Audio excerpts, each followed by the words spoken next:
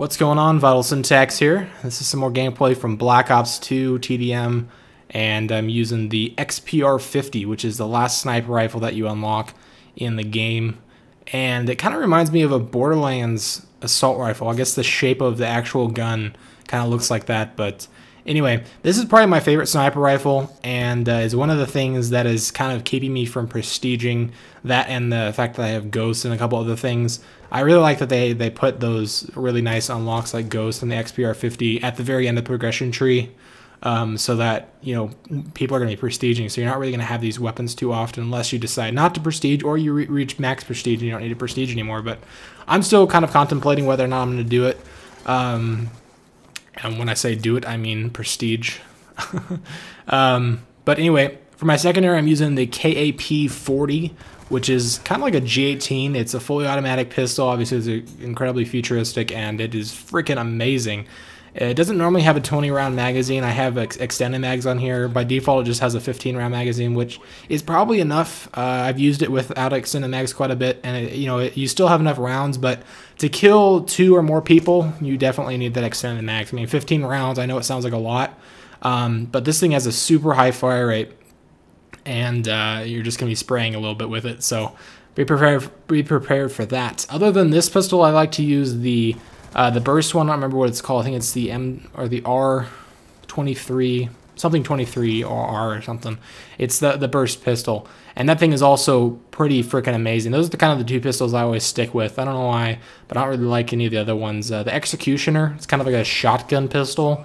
That thing kind of sucks in my hands. I don't know about you guys, but it feels like it takes like 3 or 4 shots to kill people, and you have to be really close to them because it's a shotgun shell. But anyway, I'm also going to show you guys the Swarm Killstreak, which is the last kill streak that you can use, which is it's a 1900 point kill streak. I've also got UAV and the Stealth Chopper. Now, I wouldn't recommend running the Swarm unless you're kind of just using it to get it and say that you've gotten it. And by the way, it's kind of like a hunter-killer drone, but you get like dozens and dozens, maybe even hundreds of them. I'm not really sure exactly what the number is. I don't know how long it lasts, but it's essentially you have a ton of hunter-killer drones that fly around and kill people for you. So it's pretty awesome.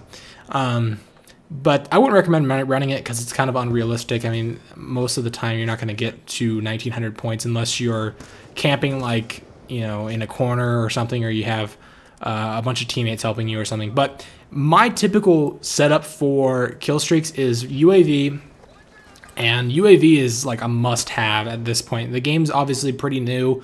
There's most of the people that are playing are haven't prestige yet. They're lower than level 55. There's very few people that are actually at 55, and there's very few people that have actually prestiged already. So most people don't have Ghost unlocked. I'd say like 90% or even more don't have Ghost unlocked. I mean, there's usually nobody in the lobby that has level 55, which is the level you unlock Ghost at, which I think is awesome. I'm glad that they kind of saved that for the very end, because, you know, typically a lot of people would be running around with that.